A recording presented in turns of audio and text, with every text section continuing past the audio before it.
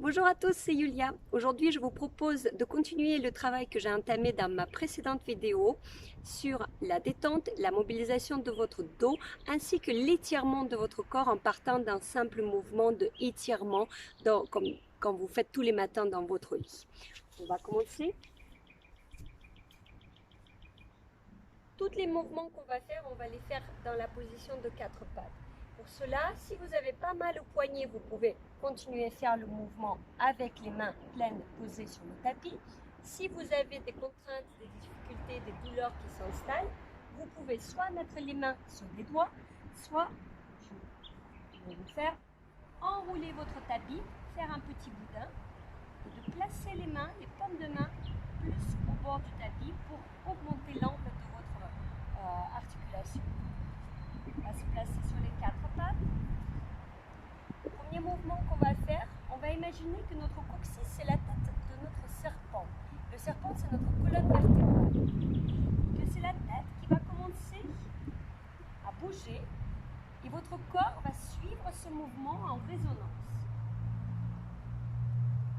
Ici, le mouvement, il est pour déverrouiller un petit peu les tensions que vous pouvez créer, que peut se créer le bas du dos, le haut du dos, le corps en entier, les hanches,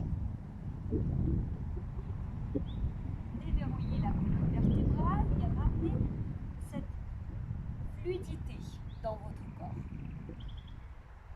Ainsi que vous pouvez augmenter votre mouvement, d'aller chercher un petit peu plus loin avec la chaîne postérieure de votre dos ainsi que la chaîne latérale en poussant vers les côtes. Imaginez que vous êtes dans un ballon, vous êtes en ballon peut-être, ou à l'intérieur d'un ballon plutôt, que vous essayez de pousser les parois de ce ballon avec votre dos, avec vos côtes, avec le bas du dos, le haut du dos. Cherchez à ramener cette vague dans toutes les directions. Puis vous pouvez commencer à plier dans les coudes. Placez les mains vers l'intérieur pour essayer de ramener le travail des bras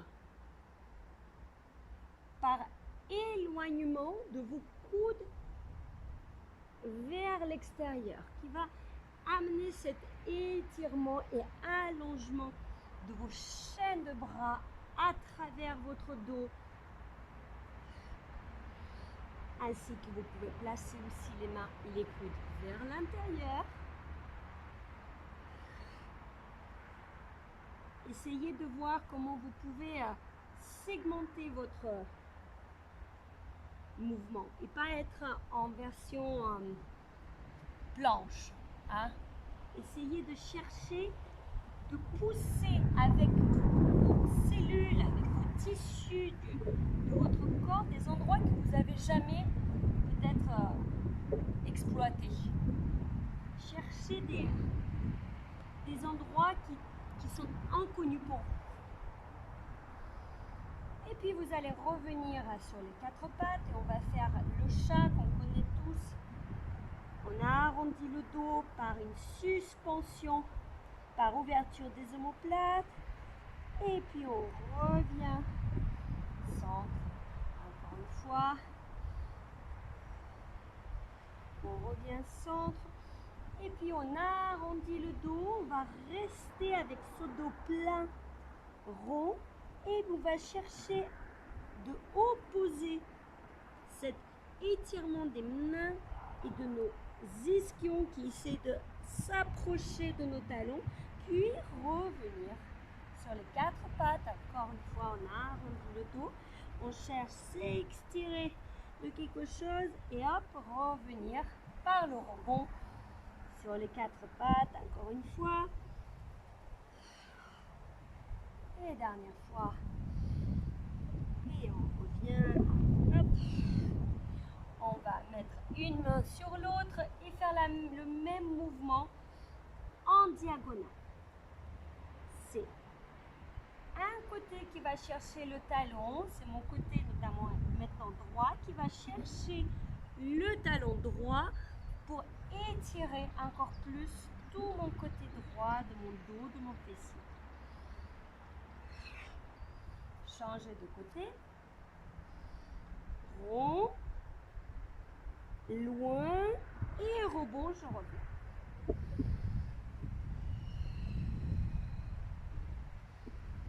Et la troisième fois, pareil. On revient centre. On va placer notre jambe droite à côté de notre main droite. Ici, on va chercher à allonger notre psoas. Attention de ne pas écraser, on n'est pas en train de mettre le psoas en tension. On va essayer de le soutenir pour avoir plutôt cette grande ligne qui se met du sommet du crâne vers votre pied. Si vous sentez trop d'étirement ici, restez dans cette position.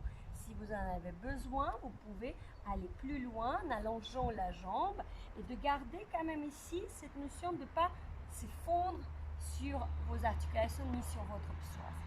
Gardez la suspension et on va rajouter des petits mouvements pour ne pas être dans un étirement statique. Bougez tout le temps. Réveillez vos tissus, réveillez vos cellules. À partir de ce mouvement, on va rajouter un bras pour amener cette double direction. Par la main, par le pied, j'allonge mon corps. Et puis cette direction, je peux la changer. Je peux l'amener un peu plus sur les côtés, toujours continuer à bouger. Puis je peux l'amener derrière et faire des mouvements aller-retour pour amener dans mon corps plus de dynamisme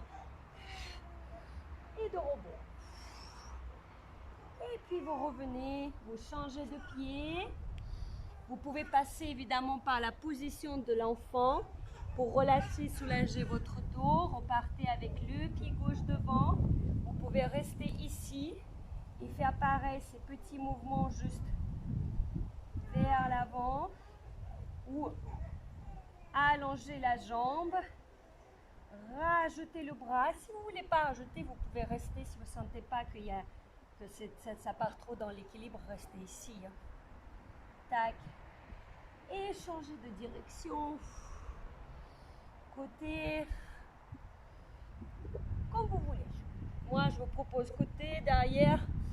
Puis un mouvement un peu plus dynamique avec le bras qui ramène le corps en torsion.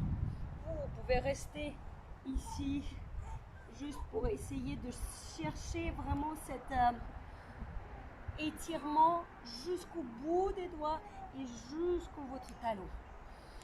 Et puis vous reposez la main, reposez le genou. Passez encore une fois par la position de bébé. Vous pouvez continuer à bouger dans cette position. Moi, je préfère. Ça reste toujours dans cette idée de mobiliser votre dos.